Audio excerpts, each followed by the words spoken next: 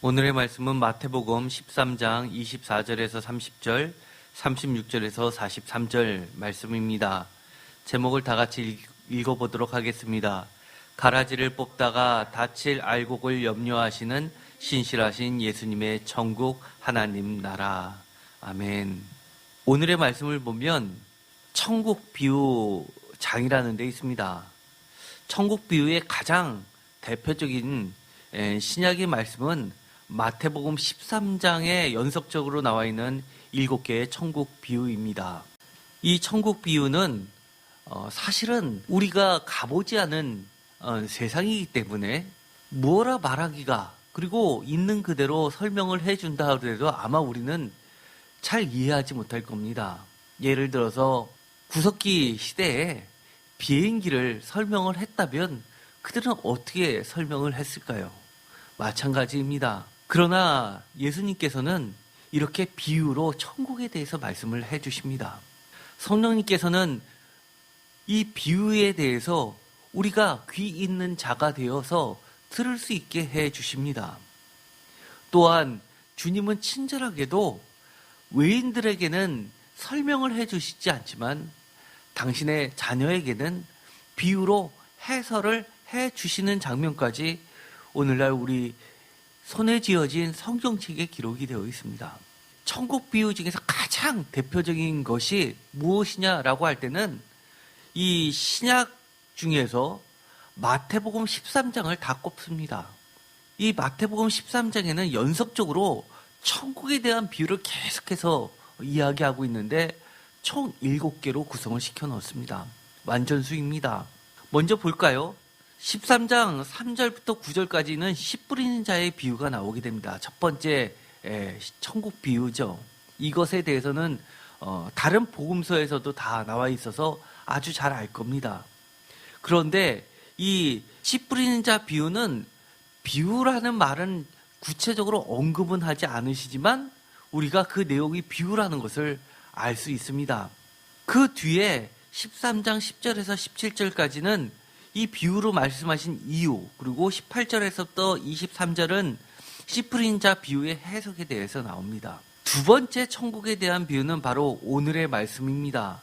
마태복음 13장 24절에서 30절까지고 우리가 이 뒤를 보면 특별히 34절에서 35절까지는 비유로 말씀하신 이유, 그리고 36절부터는 또 이 가라지 비유에 대한 해설을 보여주시고 계셔서 첫 번째 씨 뿌리는 비유와 비슷한 주제를 가지고 쌍둥이처럼 놓고 있습니다. 그러나 우리가 오늘 살펴보겠지만 이 두 번째 곡식과 가라지 비유는 매우 독특한, 그리고 주의를 요하는 비유입니다. 두 번째, 겨자씨 비유가 있습니다. 겨자씨 비유는 우리가 지난번에도 한 적이 있습니다. 13장 31절부터 32절, 그리고 쌍둥이 비유라고 하는 누룩 비유가 나오게 됩니다. 겨자씨 비유와 누룩 비유는 천국의 하나님 나라의 급성장하는, 급팽창하는 것을 나타내고 있습니다. 또 다섯 번째는 13장 44절에 그 유명한 밭에 감추어진 보화에 대해서 이야기를 해 주십니다. 이 밭에 감추인 보화 비유와 연속해서 나오는 좋은 진주를 구하는 상인의 비유, 그리고 좋은 물고기와 그렇지 않은 물고기를 골라내는 그물 비유, 이 세 가지를 학자들은 연속해서 쇠쌍둥이 비유라고 할 정도입니다. 다섯 번째 감추어진 보화 비유, 여섯 번째 진주 상인의 비유, 일곱 번째 그물의 비유입니다.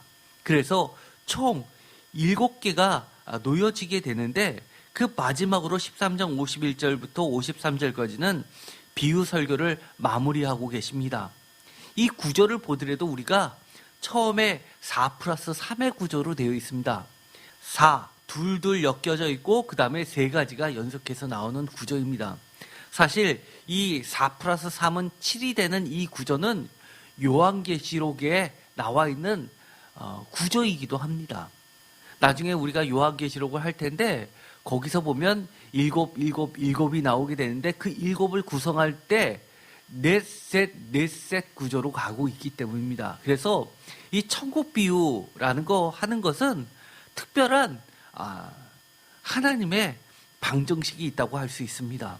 4는 그야말로 세상의 완전수입니다. 사방을 나타내죠.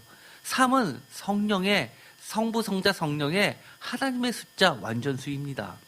천국에 대해서는 가장 많이, 물론 마가복음과 누가복음에도 천국 비유들이 흩어져서 나와 있습니다.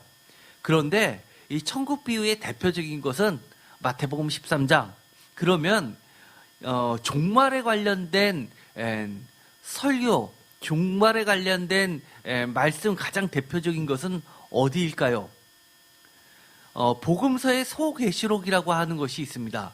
요한계시록에 종말에 대해서 가장 잘 나와 있다면 복음서 중에서 소묵시록, 종말론에 대해서 나와 있는 것은 마가복음 13장입니다. 여러분도 아마 아실 겁니다. 마가복음 13장의 시작 1절, 2절은 예수님께서 이 예루살렘을 바라보시면서 한탄하시는 장면이 나오시면서 13장 3절에 이렇게 나와 있습니다. 예수께서 감람산에서 성전을 마주 대하고 앉으시면서 제자들과 이야기하시는 장면들이 나옵니다. 그러자 베드로와 야고보와 요한과 안드레가 예수께 조용히 묻습니다. 우리에게 이루소서 4절 어느 때에 이런 일이 있겠사오며 이 모든 일이 이루어지려 할 때 무슨 징조가 있사오리까 라고 하면서 말세, 종말 때의 징조에 대해서 물어보는 이 13장이 그 유명한 종말장 또는 소묵시록이라고 하는 겁니다. 작은 요한계시록이라고 하는 것이죠. 그 가장 중심에 있는 것은 마가복음 13장 7절에서 13절이라고 보통 학자들은 이야기합니다. 여기에서 보면 종말의 시작과 끝에 대해서 언급을 하고 있습니다. 마가복음 13장 7절 다 같이 읽겠습니다. 난리와 난리의 소문을 들을 때 두려워하지 말라. 이런 일이 있어야 돼 아직 끝은 아니리라. 8절 민족이 민족을 나라가 나라를 대적하여 일어나겠고 곳곳에 지진이 있으며 기근이 있으리니 이는 재난의 시작이라. 이처럼 마지막 때의 시작과 끝에 대해서 이야기를 해 주시고 있습니다. 천국과 맞물려서 이처럼 종말에 관련된 이야기를 제가 말씀을 드린 이유는 바로 오늘의 본문의 말씀은 단순히 천국만의 이야기가 아니라 이처럼 마지막 때를 전제로 하는 종말에 관련된 말씀도 들어가 있기 때문입니다.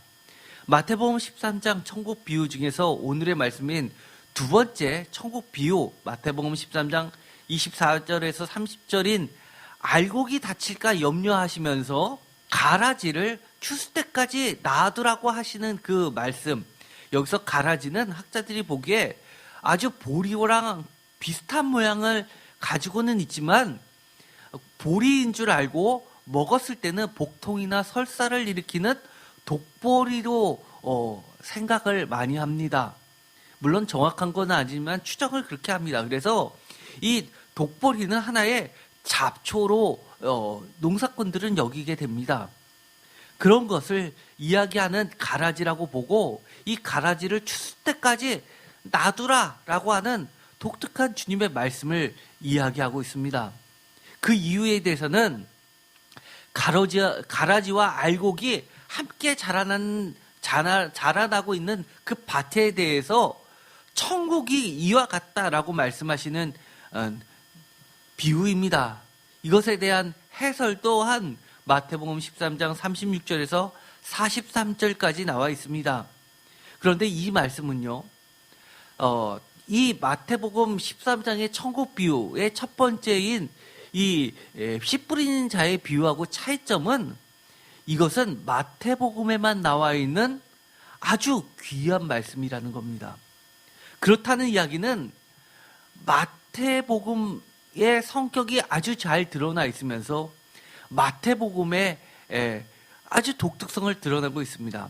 그런데 이 말씀이 가장 강조하고 있는 주제가 무엇이냐라고 하나를 꼽으라 하라면 그것을 산정하기는 매우 어렵고 복합적입니다. 제가 대표적으로 한 학자가 주석서에서 이렇게 쓴 것을 지금 인용을 한번 해 보았습니다. 이 비유는 다른 복음서에서는 찾을 수 없다. 마가복음 4장 26절에서 29절에 나오는 스스로 자라나는 씨의 비유와 용어 사용에서 많은 공통점을 가지고 있지만 전혀 다른 비유이다. 이 비유는 마태의 특수 자료로 보아야 할 것이다. 마태는 이 비유를 첫 번째의 비유고 씨 뿌리는 비유와 여러모로 통한다고 보아서 이 자리에 편집한 것으로 보인다. 이 비유의 구체적인 해석은 36절에서 43절에 나와 있지만 비유 그 자체와 해석 사이에는 메시지의 차이가 있다. 과연 이 비유는 누구에게 무엇을 말하고자 하는 비유였는가? 비유와 해석은 동일한 대상에게 주어지는 것인가? 아니면 각기 다른 대상을 목표로 하는 것인가? 비유가 말하고자 하는 것은 무엇인가? 사실 우리가 늘 성경 말씀을 보면서 설교 시간에 제가 중점을 두는 것은 그거죠. 비유가 무엇을 말하고자 하는가? 즉 하나님의 말씀이 비유가 아닌 다른 말씀이라도 그 말씀이 우리에게 무엇을 전달해 주고자 하는 것인가? 그것에 초점이 늘 맞춰져 있습니다. 가라지와 밀을 구분하여 가라지를 없애는 일이 사람에게는 허용되지 않았고 오직 하나님에게만 허용되었다는 것을 말하고자 함인가? 사실 이렇게 설교하시는 분들 많이 있습니다. 그리고 또 이것을 가지고 잘못된 것들을 비판하지 말라라고 이야기하시는 성도님들도 굉장히 많습니다. 유교적으로 해석해서요. 또 아니면 하나님의 나라에 관한 메시지가 좋은 씨로 뿌려졌지만 동시에 악한 마귀의 책동이 여전히 기습되고 있음을 말하고자 함인가? 그러나 끝내 하나님의 마귀의 세력을 제거하고 곡식을 거두실 것이라는 하나님의 신실하심을 말하고자 함인가? 하나님의 신실하심을 믿으면 가라지를 보고도 절망하지 않으며 또 경솔하게 다른 사람을 정죄하는 일을 피할 수도 있음을 말하는 것인가? 이 정도로 보면 상당히 많은 것들을 이야기하고 있죠. 정말 이 중에서 과연 무엇일까요? 어쨌든 분명한 것은 하나님은 예수와 더불어 이미 시작된 천국을 마귀의 책동에도 불구하고 끝내 이루시고 만다는 점입니다. 이것만큼은 아마 다 공통적으로 인정을 하실 겁니다. 이 하나님을 믿고 기다리는 사람은 쉽게 흥분해서 가라지를 정지하고 뽑아내는 일을 하지 않을 것이다. 이것은 지금까지는 제가 100주년 기념 주석 중에서 마태복음 주석에 인용되어 있는 말을 그대로 전한 것입니다. 여러 가지 중에서 저는 복잡하고도 어려운 현실 속에서 오늘날 신앙생활을 하시는 성도 여러분들과 특별히 하나님의 신실하심에 대해서 저는 깊이 묵상을 하면서 나눠보고자 합니다. 여기서 주석서에서 이야기하는 것처럼 하나님의 신실하심이 끝내 하나님의 마귀의 세력들을 제거하고 곡식을 거두실 것이라는 하나님의 신실하심만을 이야기하는 것이냐? 저는 그렇게 보지는 않습니다. 하나님의 신실하심이라는 것은 이것 말고도 사실 더 많은 것을 포함하고 있습니다. 제가 결론을 미리 힌트를 드리면 이렇습니다. 제가 늘 믿음에 대해서 여러분들에게 이야기할 때 강조하는 것이 있죠. 우리의 믿음이 과연 얼마나 강합니까? 셉니까? 사실 믿음이 그렇게 강하다고 스스로 자부할 수 있는 사람이 얼마나 됩니까? 항상 성경에서 보는 것처럼 믿음이 작은 자요 또는 믿음이 왜 없느냐라고 책만 받는 편에 아마 우리는 다 속해 있을 겁니다. 그럼에도 불구하고 제가 늘 강조했던 것이 있죠. 제가 두 번째 수술을 했을 때 아무것도 붙잡지 못했을 때 그때 오로지 하나님의 신실하심이 저를 세우셨다고 말씀을 드렸습니다. 믿음, 피스티스라는 이 헬러 단어는 두 가지 뜻이 있다고 그랬죠. 하나는 믿음, 또 하나는 신실함입니다. 그래서 사실은 우리가 이야기하는 믿음은 정확히 이야기하면 하나님의 신실하심을 의지하는, 믿는, 기대는 믿음입니다. 우리는 아무 힘도 없는 정말 하나님의 신실하심에 이렇게 기도했을 때 생기는 게 그게 진짜 믿음입니다. 그렇기 때문에 이 신실하심을 이렇게 단순한 언어로 다 담을 수가 없습니다. 오늘 이 하나님의 신실하심에 대해서 마태복음에만 들어있는 이 가라지와 알곡 비유를 가지고 한번 나눠보고자 합니다. 천국 비유 두 번째, 마태복음 13장 24절, 예수께서 그들 앞에서 또 비유를 들어 이르시되, 다 같이 읽겠습니다. 천국은 좋은 씨를 제밭에 뿌린 사람과 같으니, 천국은 좋은 씨를 제밭에 뿌린 사람과 같다고 이야기합니다. 25절, 사람이 잘 때 그 원수가 와서 곡식 가운데 가라지를 덧뿌리고 갔더니, 26절, 싹이 나고 결실할 때 가라지도 보이거늘, 27절, 집주인의 종들이 와서 말하되 주여 밭에 좋은 씨를 뿌리지 아니하였나이까. 그런데 가라지가 어디서 생겼나이까. 모양이 매우 비슷해서 자라날 땐 잘 모르지만 결실할 때쯤 되면 알게 됩니다. 28절, 다 같이 읽겠습니다. 주인이 이르되 원수가 이렇게 하였구나. 종들이 말하되 그러면 우리가 가서 이것을 뽑기로 원하시나이까. 주님의 대답은 어떨까요?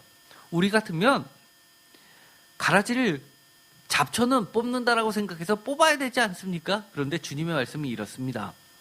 다 같이 읽겠습니다. 29절, 주인이 이르되 가만두어라. 가라지를 뽑다가 곡식까지 뽑을까 염려하노라. 뽑지 말라고 합니다. 왜요? 주님의 걱정은 뭡니까? 주님의 염려, 관심사는 뭡니까? 가라지를 뽑다가 알곡, 곡식까지 뽑힐까를 염려해서 놔두라는 겁니다. 30절, 그러면서 주님의 계획을 우리에게 이야기해 주십니다. 다 같이 읽겠습니다. 둘 다 추수 때까지 함께 자라게 두라.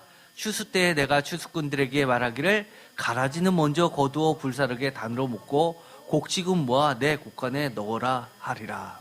이것에 대해서 친절히 해설도 해 주십니다. 이 이야기를 들었을 때 100% 이해할 수 있는 사람이 누굴까요? 분명히 잘 이해를 못했을 겁니다. 36절을, 이에 예수께서 무리를 떠나서 집에 들어가시니 제자들이 나와 이르되 밭의 가라지의 비유를 우리에게 설명하여 주소서. 집이라는 건 그 당시에 교회를 의미한다고 그랬습니다. 가정교회로부터 교회가 출발이 되었죠. 이처럼 교회는 주님의 말씀을 해석하는 일을 지금도 하고 있는 겁니다. 세상에 유명한, 모든 사람이 수긍하는 유명한 말을 설교 시간에 하는 게 아니라 주님이 하셨던 그 성경 말씀을 푸는 과정을 하는 것이 사실은 설교입니다. 37절, 대답하여 이르시되 좋은 씨를 뿌리는 이는 인자요. 38절, 다 같이 읽겠습니다. 밭은 세상이요 좋은 씨는 천국의 아들들이요 가라지는 악한 자의 아들들이요. 여러분들은 세상에 좋은 씨들입니까? 분명히 좋은 씨들입니다. 이것은 명확합니다. 39절, 다 같이 읽겠습니다. 가라지를 뿌리는 원수는 마귀요 추수 때는 세상 끝이요 추수꾼은 천사들이니. 40절, 그런즉 가라지를 거두어 불에 사르는 것 같이 세상 끝에도 그러하리라. 41절, 인자가 그 천사들을 보내리니 그들이 그 나라에서 모든 넘어지게 하는 것과 또 불법을 행하는 자들을 거두어 내어. 42절, 풀무불에 던져 넣으리니 거기서 울며 이를 갈게 되리라. 43절, 그때 의인들은 자기 아버지 나라에서 해와 같이 빛나리라. 귀 있는 자는 들으라. 아멘. 이처럼 해설 다 끝내셨습니다. 이해되셨습니까? 여전히 이것은 어려운 말씀입니다. 그러나 우리가 분명한 것은 이 해설을 보면 이 좋은 씨와 가라지의 비유는 기본적으로 종말을 전제로 하고 있구나. 종말 때에 어떻게 주님께서 하시려고 하시는지 그것이 주된 주제이구나라는 것을 알 수 있습니다. 41절에 주님의 최종 목적이 있습니다. 다 같이 읽겠습니다. 인자가 그 천사들을 보내리니 그들이 그 나라에서 모든 넘어지게 하는 것과 또 불법을 행하는 자들을 거두어 내어. 42절, 풀무불에 던져 넣으리니 거기서 울며 이를 갈게 되리라. 43절, 그때 의인들은 자기 아버지 나라에서 해와 같이 빛나리라. 귀 있는 자는 들으라. 이것이 바로 주님의 가장 큰 목적입니다. 의인들은 자기 아버지 나라에서 해와 같이 빛나게 하는 것이 주님의 최종 목적이라는 겁니다. 아까 비유에서 30절에 했었던 이 이야기는 사실 우리가 지금 읽었던 40절에서부터 43절, 무려 4절에 관련된 이야기가 비유 속에는 30절 한 절에 다 들어가 있죠. 30절 다 같이 읽겠습니다. 둘 다 추수 때까지 함께 자라게 두라. 추수 때 내가 추수꾼들에게 말하기를 가라지는 먼저 거두어 불사르게 단으로 묶고 곡식은 모아 내 곡간에 넣으라 하리라. 이 말씀하고 같은 말씀 아닙니까? 이것을 보면 주님의 해설을 보면 분명하게 여러 가지가 아까 논의됐던 것들이 다 들어가 있습니다. 가라지를 거두어 불에 불사르는 것은 세상 끝에도 그러하리라 라고 하면서 먼저 가라지를 뽑으신다고 말씀하십니다. 그러나 그 전에는 그냥 두라는 겁니다. 곡식이 알곡이 다칠까 봐. 요즘에 많은 크리스찬들이 오늘의 현실을 보면서 이런 얘기를 많이 하죠. 잘못된 교회들을 보면서 하나님이 살아계시다면 어떻게 저럴 수가 있지? 그러나 여기서 보면 이렇습니다. 가만두어라. 이것이 주님의 말씀입니다. 어떤 분들은 이럴 겁니다. 세상에 부조리와 부정의가 이렇게 많으면 하나님을 믿는데 방해되지 않습니까? 그러나 주님은 그것보다도 더 관심을 두는 것이 있습니다. 둘 다 추수 때까지 함께 자라게 두는 이유, 그것은 곡식까지 뽑을까 염려하기 때문입니다. 그러나 마지막 때는 가라지를 분명히 먼저 거두어서 불사르게 단으로 묶고 곡식은 모아 내 곡간에 넣겠다고 약속을 해주십니다. 곡식을 모아 내 곡간에 넣겠다. 그 말씀은 의인들은 자기 아버지의 나라에서 천국에서 해와 같이 빛나게 반드시 해주시겠다는 말씀입니다. 우리는 분명하게 기억을 해두어야 합니다.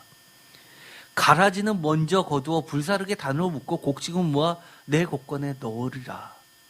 이 얘기는 지금 우리 눈에 조금 부족해 보이고 뭔가 부정이스럽고 내가 믿음을 지켜나가는 것이 어렵고 힘들어 보이고 나도 거기서 벗어날 것 같아도 주님의 시선은, 주님의 관심은 어디를 향하고 있다는 겁니까?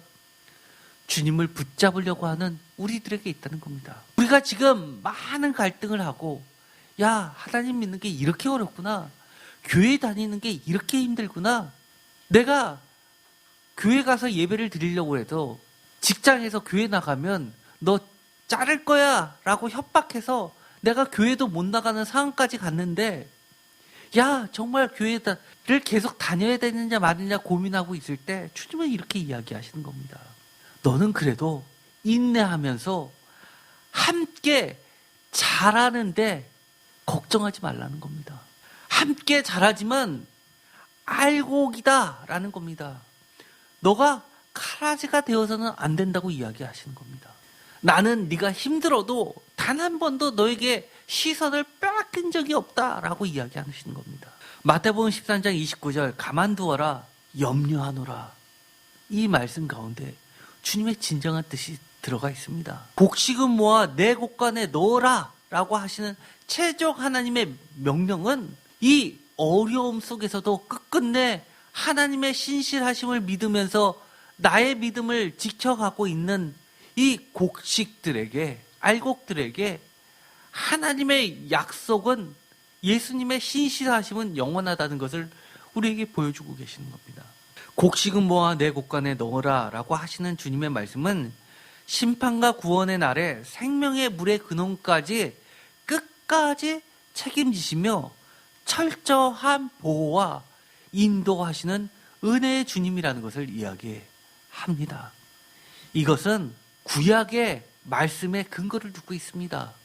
예수님의 비유, 예수님의 모든 말씀은 사실은요, 그 당시는 예수님이 활동하시던 시대에는 신앙은 없었습니다. 구약은 복음이 아닌가요? 주님은 다 철저히 구약의 성경 말씀을 몸으로 담아내시면서 실천하시면서 구약의 말씀을 2000년 전에 그 시대에 사람들에게 설명해 주셨던 겁니다. 이사야서 49장 10절, 주님이 얼마나 신실하신지를 보여주고 있습니다.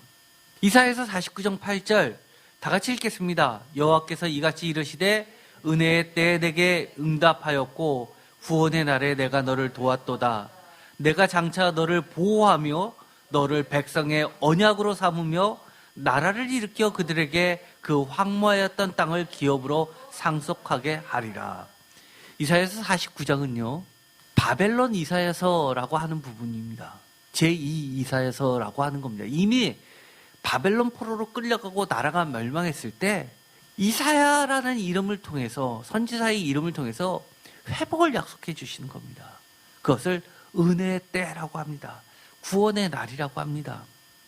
9절에 보면 이렇게 이야기합니다. 내가 잡혀있는 자에게 이르기를 나오라 하며 흑암에 있는 자에게 나타나리라 하리라. 그들에게서 먹겠고 모든 헐벗은 산에서도 그들이 풀밭이 있을 것인즉. 10절 다 같이 읽겠습니다. 그들이 줄이거나 목마르지 아니할 것이며 더위와 볕이 그들을 상하지 아니하리니 이는 그들을 긍휼히 여기는 이가 그들을 이끌되 샘물 근원으로 인도할 것임이라. 아멘. 상하지 아니하리니 인도할 것임이라. 이 말씀을 오늘에 읽었었던 말씀 마태복음 13장 29절의 말씀하고 무엇이 다른가요? 주인이 이르되 가만두어라 가라지를 뽑다가 곡식까지 뽑을까 염려하노라. 곡식은 모아 내 곳간에 넣으리라. 아마 이사야서 49장 10절의 말씀을 비유로 말씀하시면 아마 마태복음 13장의 말씀처럼 될 것입니다. 줄이거나 목마름, 이것은 단순한 주림, 목마름, 상함, 해댐 이런 실체적 고통인가 동시에 마지막 때를 살아가는 갈급한 성도들의 실존적인 주림이나 목마름, 상함의 영적 부족함과 위협을 상징하기도 합니다. 우리가 지금 오늘날에는 정말 굶주리 있는 사람, 정말 목마른 사람보다도 영적인 주림, 영적인 목마름에 갈급한 영혼들이 많을 겁니다. 정의를 우리 얼마나 갈급해 합니까? 하나님의 나라에 얼마나 목마라 합니까? 그런 것을 끊임없이 우리는 지금도 위협받고 있습니다. 요한계시록 7장 16절에 보면 이 말씀은 계속해서 종말의 때까지 이어지는 말씀입니다. 마태복음 오늘의 말씀 13장은 천국을 이야기하면서 특별히 천국 비유 중에서 이 가라지 비유는 무엇을 전제로 하고 있다는 겁니까? 종말 마지막 때를 전제로 하고 있습니다. 성경 전체에서 마지막 때에 대해서 가장 길게, 가장 분명하게 설명해 주시는 것은 요한계시록입니다. 거기에 보면 이렇게 되어 있습니다. 요한계시록 7장 16절 다 같이 읽겠습니다. 그들이 다시는 줄이지도 아니하며 목마르지도 아니하고 해나 아무 뜨거운 기운에 상하지도 아니하리니 17절 이는 보좌 가운데 계신 어린 양이 그들에게 목자가 되사 생명수 샘으로 인도하시고 하나님께서 그들의 눈에서 모든 눈물을 씻어주실 것임이니라. 어떠신가요? 똑같지 않으신가요?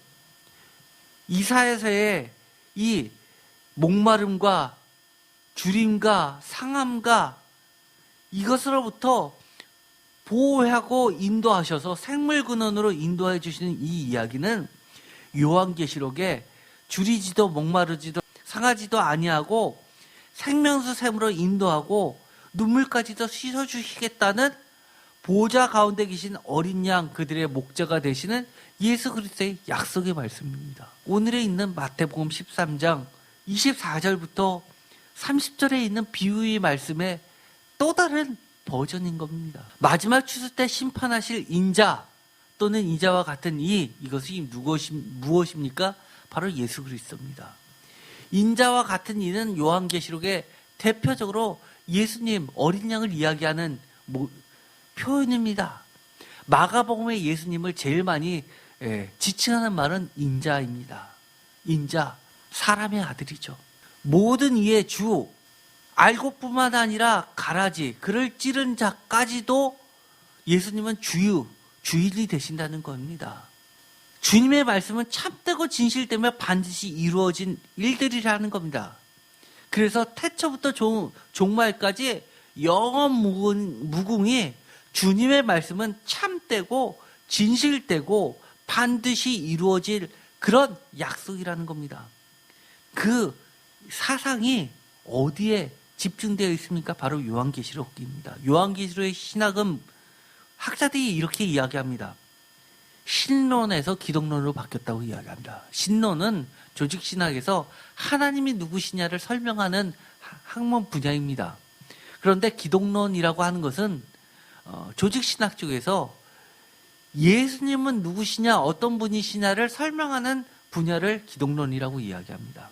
그런데 이 요한계시록은 철저히 그전까지는 사실 복음서에서도 예수님은 다 무엇을 중심으로 이야기를 하시냐면 하나님에 대해서 중심적으로 이야기합니다. 그런데 요한계시록에 오면 하나님을 언급하지만 4장에서 5장으로 넘어가면서 요한계시록 5장에 가면 하나님 주인이셨는데 하나님의 왕자에서 이 예수께, 어린 양께 모든 권한을 위임해 주시는 장면이 나옵니다. 두루마기를 어린 양에게 주십니다. 그러면서 5장 이후부터는 마지막 장까지 누가 다 세상 종말을, 심판을 다 이끌어가고 있냐면 예수님이 이끌어갑니다.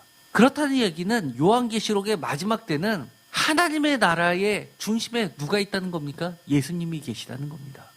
그것이 요한계시록의 중요한 신학입니다. 많은 사람이 이렇게 의아해합니다. 하나님의 나라는 하나님이 왕 아니십니까? 그런데 왜 예수님이 왕이라고, 예수님을 자꾸 왕이라고 합니까? 그것은 요한계시록이 시작 때문에 우리 기독교가 그렇게 동일하게 부르는 겁니다. 예수님이 왕이시다라는 이야기는 하나님이 왕이시다라는 이야기가 같은 겁니다. 하나님께서 정권을 이 어린 양에게 주었기 때문에 그런 겁니다. 인자라는 말은 마가복음의 가장 대표적인 예수 그리스도를 지칭하는 말씀이라고 했습니다. 예를 들어서 마가복음 8장 31절, 9장 31절, 10장 33절은 대표적으로 마가복음에서 예수님께서 십자가에 달리기 돌아가시기 전에 3번을 걸쳐서 십자가를 질 것이다 라는 예언을 하실 때 자신을 지칭했던 말이 다 인자입니다. 마가복음 13장 26절, 여기서 중요한 이야기가 나오죠. 다 같이 읽겠습니다.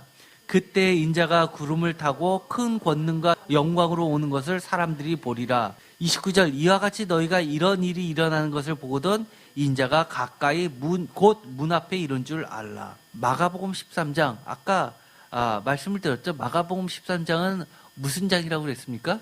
서묵시록이라고 했습니다. 구약에서는 다 뭐라고 이야기하냐면요, 야훼의 날이라고 하면 종말을 이야기합니다. 그렇죠? 그때는 야훼의 날이라고 하는 것이 누가 오시는 날입니까? 야훼의 날은 하나님께서 직접 이 땅에 오시는 날입니다. 그래서 모든 자들이 두려워 떠는 겁니다. 심판과 구원의 날입니다. 그런데 마가복음 13장에 가면 이렇게 이야기합니다. 인자가 온다고 이야기를 합니다. 이것이 요한계시록에서도 마찬가지입니다. 하나님의 나라에 하나님이 임하시는 것이다 이퀄 예수님이 임하시는 겁니다. 이해되셨습니까? 다니엘서 7장 13절에 보면 이렇게 나옵니다. 다 같이 읽겠습니다. 내가 또 밤 환상 중에 보니 인자 같은 이가 하늘 구름을 타고 와서 옛적부터 항상 계신 이에게 나아가 그 앞으로 인도되매. 사실 이 마가복음 13장 26절의 이 말씀에 근거가 되는 본문은 다니엘서 7장 13절입니다. 그래서 이 다니엘서 7장 13절은 굉장히 중요한 말씀입니다. 구약 중에서요. 특히 신약과 연결할 때 그렇습니다. 그리고 다니엘서 10장 16절을 보면 인자와 같은 이가 있어 라고 하는 말씀이 나오는데, 이처럼 인자와 같은 이라는 이 표현은 신약에 있어서는 마가복음에서는 인자로, 그리고 요한계시록에서는 인자와 같은 이로 굉장히 중요한 표현이 되고 있습니다. 반면에 다니엘서 8장 17절에 인자야 깨달아라, 알라, 이 환상은 정한 끝에 관한 것이다 라고 할 때 이 인자야는 예수가 아니라 다니엘을 이야기합니다. 다니엘을 지칭해서 인자라고, 사람의 아들이라고 이야기하는 겁니다. 쉽게 말해서 사람아 라고 이야기하는 겁니다. 요한계시록 1장에 보면 13절에 이렇게 이야기합니다. 다 같이 읽겠습니다. 촛대 사이에 인자 같은 이가 발에 끌리는 옷을 입고 가슴에 금띠를 띠고. 인자와 같은 이는 바로 이 다니엘서 7장 13절의 이 인자와 같은 이, 다니엘서 10장 16절의 인자와 같은 이가 마가복음에서는 인자로 바뀌었고, 이것이 다시 요한계시록에 부활됩니다. 인자와 같은 이. 이것은 예수 그리스도를 이야기하죠. 그런데 발에 끌리는 옷과 가슴에 금띠를 띠고 나타나십니다. 이것은 어떤 모습입니까? 발에 끌리는 옷을 입고 가슴에 금띠를 띈 자가 구약의 누구입니까? 대제사장의 옷입니다. 제사장의 왕 같은 제사장의 모습으로, 제사장, 왕의 모습으로, 선지자의 모습으로 오시는 겁니다. 요한계시록 14장 14절 다 같이 읽겠습니다. 또 내가 보니 흰 구름이 있고 구름 위에 인자와 같은 이가 앉으셨는데 그 머리에는 금면류관이 있고 그 손에는 예리한 낫을 가졌더라. 요한계시록 14장 14절에 보면 명확하게 표현을 해줍니다. 이 구름 위에 인자와 같은 이가 예수 그리스도께서 무엇을 가졌다고요? 그 손에는 예리한 낫을 가졌다고 이야기합니다.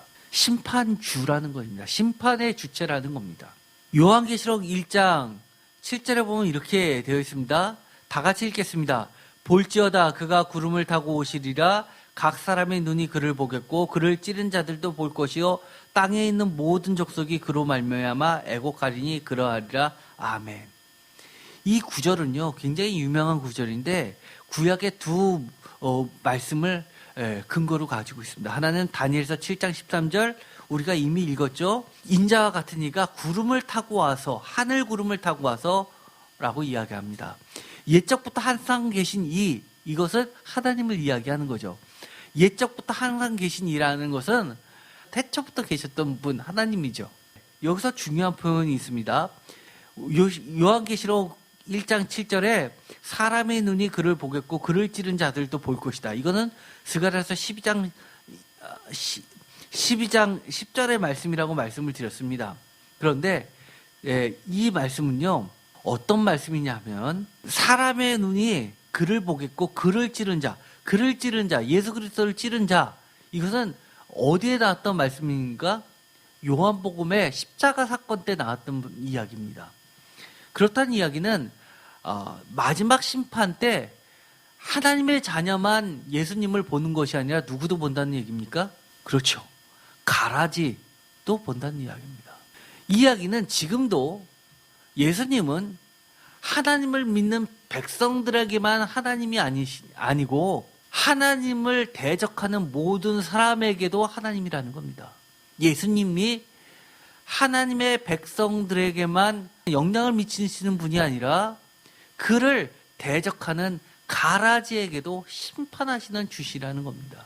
이 구절은요 사실은 아주 오래된 이야기입니다. 사무엘하 22장 1절에 보면 여호와께서 다윗을 모든 원수의 손과 사울의 손에서 구원하신 그날에 다윗의 노래의 말씀이라고 시작하는 시점에서 다윗의 노래 중에 포함되어 있는 말씀이 발전된 겁니다.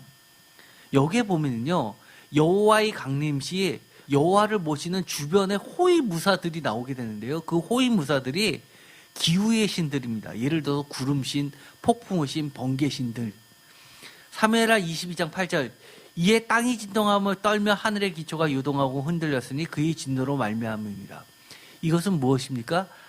야훼 하나님께서 이 땅에 오시니까 모든 것이 두려워 떤다는 얘기합니다. 그렇다는 이야기는 다윗이 자기 자신이 자신을 대적하는 사울과 그의 모든 무리들이 다 멸했을 때 나의 힘으로 그들을 멸망시켰다가 아니라 야훼께서 이 땅에 오셔서 그들을 다 물리쳐 주시고 나에게 하나님을 잘 섬기라고 이 땅을 정리해 주셨다고 고백하는 겁니다.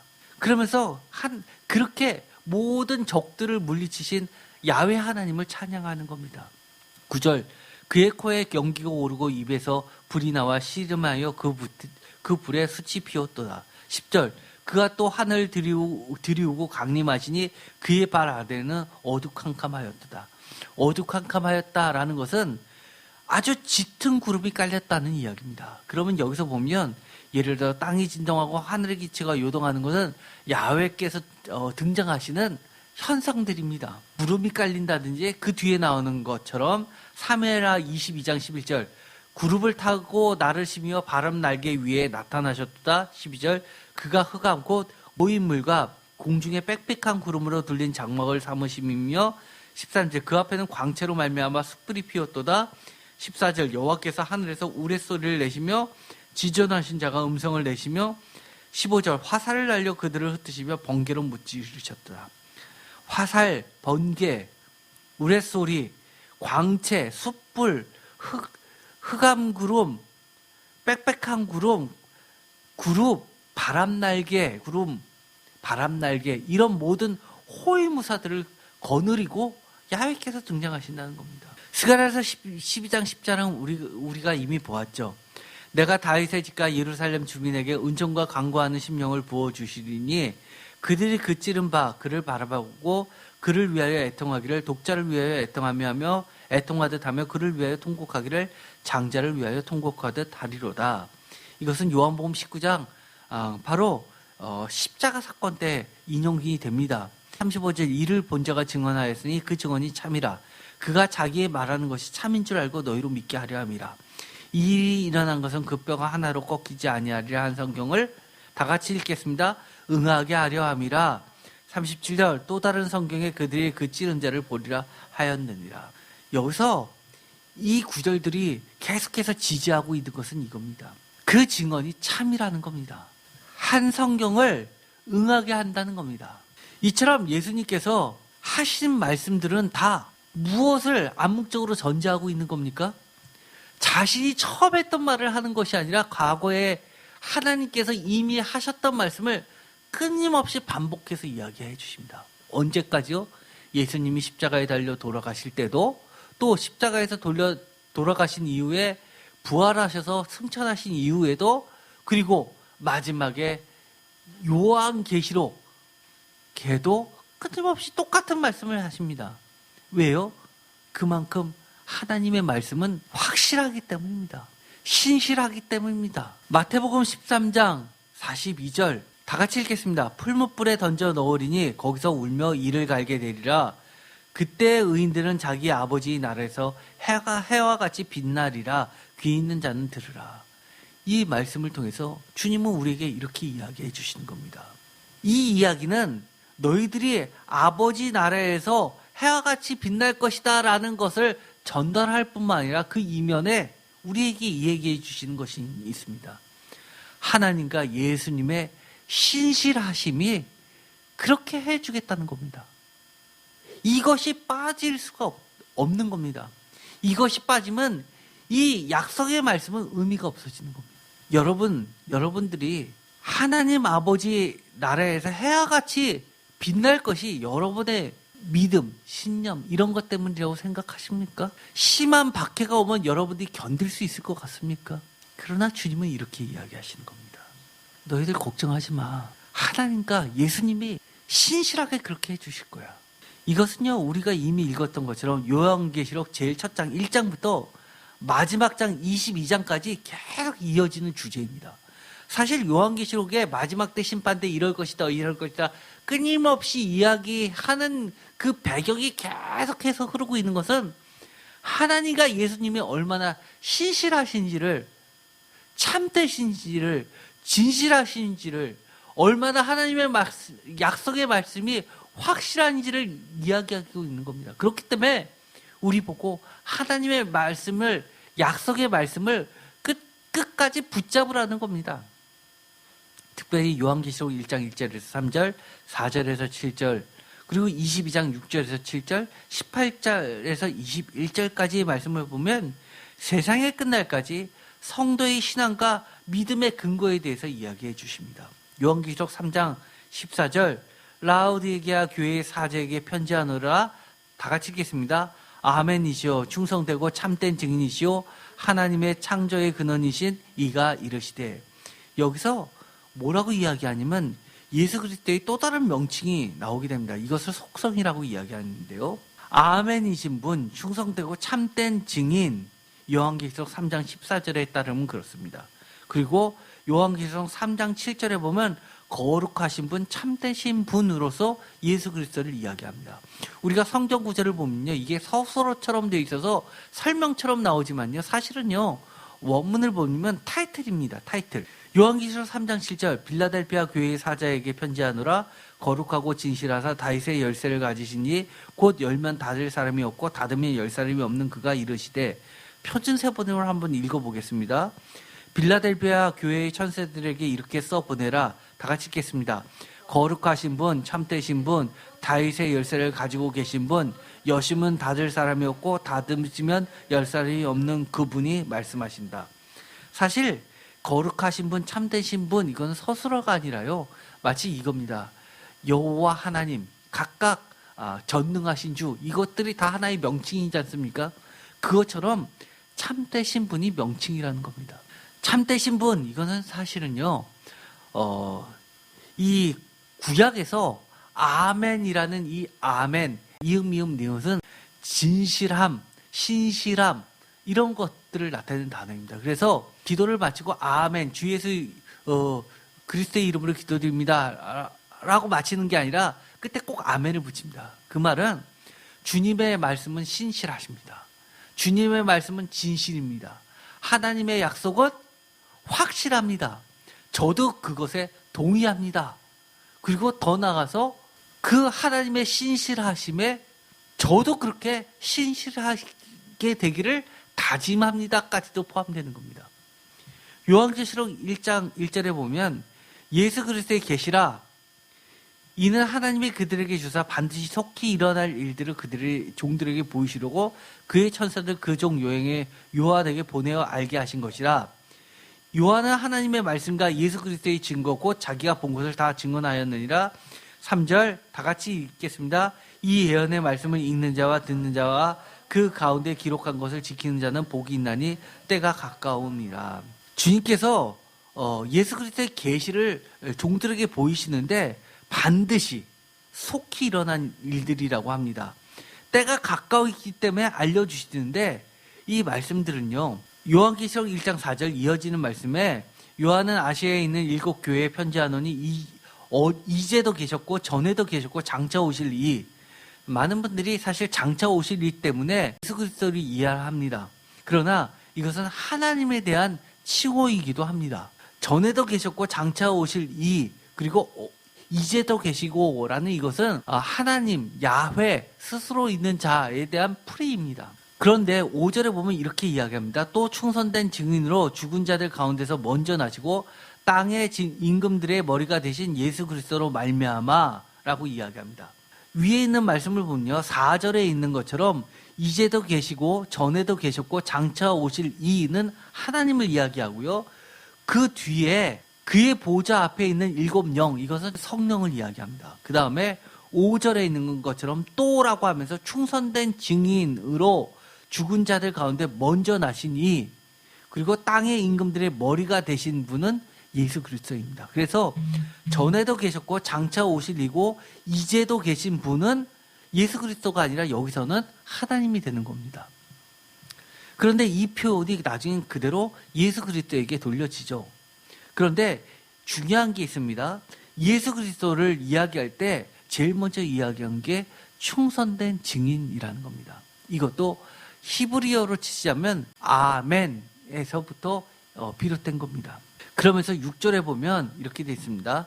그의 아버지 하나님을 위하여 우리를 나라와 제사장으로 사시는 그에게 영광과 능력이 세세토록 있기를 원하노라 라고 하면서 다 같이 읽겠습니다. 아멘. 이것이 왜 중요한가요? 7절도 다 같이 읽겠습니다. 볼지어다 그가 구름을 타고 오시리라. 각 사람이 눈이 그를 보겠고 그를 찌른 자들도 볼 것이요 땅에 있는 모든 족속이 그로 말미암아 애곡하리니 그러하리라. 아멘. 이 특별히 7절은요, 아까 스가랴서의 말씀인데요, 이것이 요한복음에도 나오고 또 마태복음의 비유에도 나오고 요한계시록에도 나옵니다. 그러면서 끝에 아멘 합니다. 이 6절과 7절은요 예배 찬송입니다. 예배 찬송의 끝에 뭐를 붙였나요? 아멘. 그러면서 예배의 찬송을 드릴 그 대상, 하나님과 예수께도 특별히 예수께도 뭐가 있나요? 충성된 지식, 에메드가 있습니다. 아멘이 있습니다. 예수님을 나타낼 때 대표적인 속성은 아멘입니다. 그리고 그 예배의 대상인 예수님에 대해서 예배 드리는 자도 당연히 따라가야 될 속성도 아멘인 겁니다. 요한계시록 22장 6절, 또 그가 내게 말하기를, 이 말은 다 같이 읽겠습니다. 신실하고 참된지라 주 곧 선지자들의 영의 하나님이 그의 종들에게는 반드시 속히 되어리를 보이시려고 그의 전자를 보내셨더라. 보라 내가 속히 오리니 이 두루마리의 예언의 말씀을 지키는 복이 있으리라 하더라. 여기서 보면은요, 에메드는 계속해서 다른 말로써 바뀌어져서 나옵니다. 여기서는 신실하고 참된이라는 말로 바꿔서 표현하고 있습니다. 신실하고 참되신 주입니다. 이 이야기는요, 왜 예언의 말씀을 지키는 자가 복이 있다고 한 이유를 알려준 겁니다. 왜냐하면 그것을, 이 예언의 말씀을 하신 그 분이 심실하고 참되시고 진실되시고 확실하시기 때문인 겁니다. 그런데 그런 분이 뭐라고 이야기합니까? 속히 오리라, 속히 오리라, 속히라는 말을 계속해서 반복해서 이야기합니다. 아멘, 신실, 진실, 확실, 동의, 맞습니다, 옳습니다 라는 뜻을 가진 이 아멘은 유대교와 기독교 예배 형식에 있어서 핵심 요소입니다. 신앙 고백이라고 하는 예배에 있어서도 아멘이라는 성도의 응답의 근거는 예수 그리스도의 신실하심, 진실됨, 충성됨, 약속의 말씀에 대한 확실성, 하나님과의 동질성에 부합하는 성도들 자신도 신실, 진실, 확실, 충성할 것을 서약하며 고백하는 겁니다. 그래서 이 아멘은 하나님의 속성이기도 하고 예수님의 칭호이기도 하고 예수님의 말씀에 대한 속성이기도 하고 또 예배를 드리는 자의 근거이기도 합니다. 요한계시록 7장 9절, 이 일 후에 내가 보니 각 나라와 족속과 백성과 방언에서 아무도 능히 셀 수 없는 큰 무리가 나와 흰옷을 입고 손에 종려 가지를 들고 보좌 앞과 어린 양 앞에 서서, 이 아무도 그 수를 셀 수 없을 만큼 큰 무리라는 것은 바로 성도들을 이야기합니다. 그런데 그 찬양하는 노래가 나옵니다. 예배를 어떻게 초대교회 때 드렸냐면 10절 다 같이 읽겠습니다. 큰 소리로 외쳐 이르되 구원하심이 보좌에 앉으시는 우리 하나님과 어린 양에게 있도다. 11절 모든 천사가 보좌와 장로들과 내 생물의 주위에 서 있다가 보좌 앞에 엎드려 얼굴을 대고 하나님께 경배하며 12절 이르되 아멘, 찬송과 영광과 지혜와 감사와 존귀와 권능과 힘이 우리 하나님께 세세토록 있을지어다. 아멘 하더라. 그들이 뭐라고 찬양을 드리냐면 7가지로 찬양을 드립니다. 찬송, 영광, 지혜, 감사, 존귀, 권능의 힘. 7개로 찬송을 드리는데 앞뒤를 싸고 있는 것이 아멘입니다. 아멘, 아멘. 요한계시록 3장 10절에 보면 신실하신 예수님의 인내의 말씀을 지키는 신실한 믿음, 이것은 6번째 빌라델피아 교회에게 하셨던 말씀입니다. 여기 보면요, 이렇게 되어 있습니다. 요한계시록 3장 10절 내가 나의 인내의 말씀을 지켰은즉 내가 또한 너를 지켜 시험의 때를 면하게 하리니 이는 장차 온 세상에 임하여 땅에 거하는 자를 시험할 때라. 11절 내가 속히 오리니 내가 가진 것을 굳게 잡아 아무도 내 면류관을 빼앗지 못하게 하라. 계속해서 반복되는 말이 지키다, 지켜주겠다, 인도와 보호하십니다. 이 이야기는요, 오늘 마태복음에서 이야기하는 말씀하고 마찬가지입니다. 마태복음 13장 28절부터 29절부터 다 같이 읽겠습니다. 주인이 이르되 가만두라, 가라지를 뽑다가 곡식까지 뽑을까 염려하노라. 둘 다 추수 때까지 함께 자라게 두라. 추수 때에 내가 추수꾼들에게 말하기를 가라지는 먼저 거두어 불사르게 단으로 묶고 곡식은 모아 내 곡간에 넣으라 하리라. 아멘. 여기에는요, 무슨 말씀이 포함되어 있느냐면 내가 끝까지 너를 지켜주겠다라는 하나님의 예수 그리스도의 신실하신 약속이 포함되어 있습니다. 반면에 우리에게 요한계시록 3장 10절 11절 빌라델피아 교회에게 했던 말씀처럼 끝까지 견디어내라는 부탁이기도 하는 겁니다. 우리가 이 땅에 살면서 가라지가 있다고 하나님이 일부러, 예수님이 일부러 너희들을 흔들기 위해서 시험거리로 준 게 아니라는 겁니다. 해설해 보면 이 땅에는 이 사탄이 가라지 뿌렸다고 합니다. 그럼에도 불구하고 주님은 이렇게 이야기합니다. 그것을 뽑지 않고 가만두는 이유는 다른 게 아니라 너가 다칠까 봐 그래. 그러나 내가 끝까지 너를 지키고 인도해서 이사야서에서 이야기한 것처럼, 요한계시록에서 이야기한 것처럼, 마가복음에서 이야기한 것처럼, 마태복음에서 주님의 신실하신 그 약속의 말씀으로 얘기한 것처럼 곡식은 모아 내 곳간에 둘 것이다. 생명의 물에까지 너를 인도하실 것이다. 그리고 내 눈물을 닦아줄 것이다. 라고 하는 이 약속의 말씀을 네가 신실하게 믿어보렴이라는 겁니다. 이제 마치려고 합니다. 오늘의 긴 말씀을 통해서 주님께서 가만두라, 가라지를 남겨두는 그 이유는 오직 우리를 다치실까 염려하기 때문입니다. 우리는 어떤 존재입니까? 우리가 끝까지 힘들어도 주님의 그 신실하신 말씀을 아멘 하면서 믿고 따라갈 때, 붙잡을 때 비록 힘들어도 반드시 주님이 신실하시기 때문에, 믿음직하기 때문에 곡식은 모아 하나님의 나라에 드리실 것이기 때문입니다. 그러니 오늘의 말씀을 통해서 저는 이렇게 이야기하고자 합니다. 오늘의 가라지 비유는 가라지 비유라기보다도 알곡에 대한 비유입니다. 알곡만을 염려하시는 주님의 말씀입니다. 그런 신실하신 주님을 끝까지 의지하고 믿고 가시기 바랍니다. 우리가 세상을 살다 보면 가라지가 너무 힘이 셀 때가 있습니다. 그러나 그때마다 여러분 고민하지 마십시오. 여러분이 고민하고 갈등하고 믿음을 포기할까라고 생각하는 그만큼 주님도 여러분에 대해서 정말 마지막 때 고민하실 겁니다. 제가 늘 우리 자녀들에게, 우리 청년들에게 강조합니다. 주님을 작게 여기지 말라고. 주님을 고민하지 말라고.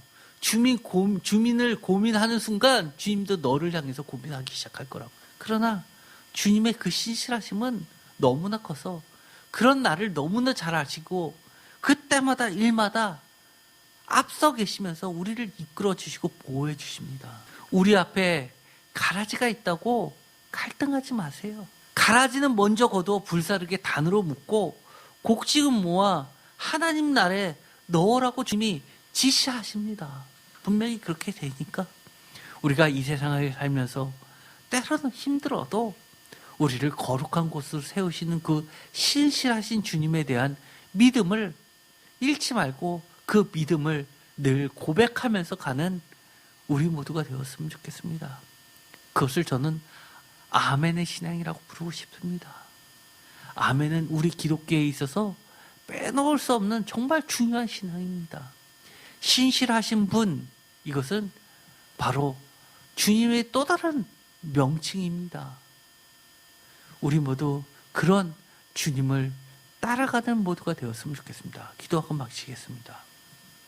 하나님 감사합니다. 오늘 알곡만을 염려하시는 주님의 말씀을 듣고 힘을 얻습니다. 우리가 보기에는 이 세상에 가라지가 너무나 왕성해서 마치 하나님의 나라가 흔들릴 것 같아 보이지만 주님의 그 염려, 오직 알곡이 다칠까 걱정하시면서 끝내 가라지는 모아서 불에 태우시고 알곡은 모아서 하나님의 나라에 들이신다는 그 약속의 말씀을 믿고 오늘도 순종하며 주님을 붙잡고 나아갑니다. 주님, 매 순간 함께 하시는 주님만을 따라가게 하여 주옵소서. 우리의 믿음은 너무나 작고 보잘것 없습니다. 그러나 그 신실하신 하나님의 말씀, 신실하신 분 예수 그리스도를 의지하며 나아가오니 주님, 우리를 세상 끝날까지 보호하여 주시고 하나님의 나라로 인도하여 주셔서 해같이 빛나게 하여 주시옵소서. 예수 그리스도의 이름으로 기도드렸습니다. 아멘.